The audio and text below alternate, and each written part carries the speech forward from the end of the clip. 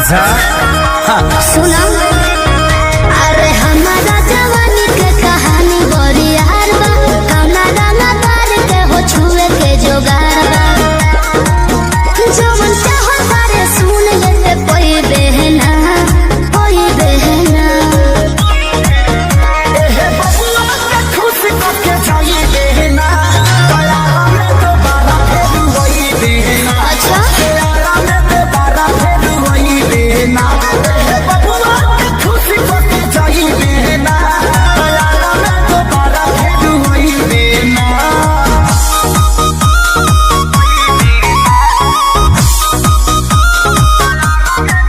Music by Arya Sharma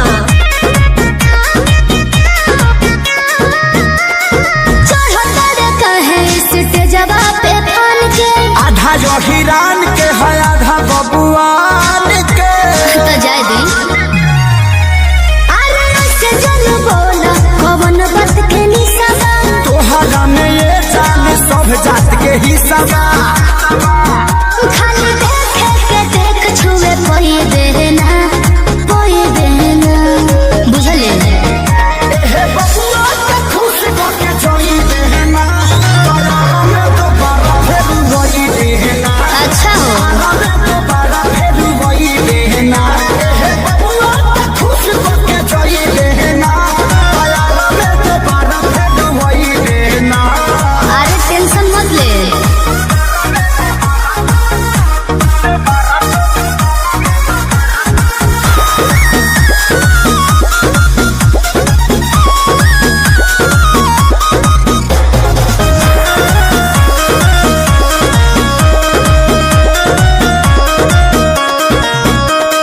Sanjay पिसई दे जवानी के लाहौर में तोहरा खातिर मार होला बलिया बकसर में। तो एहुजा कंफ्यूजन लगता अच्छा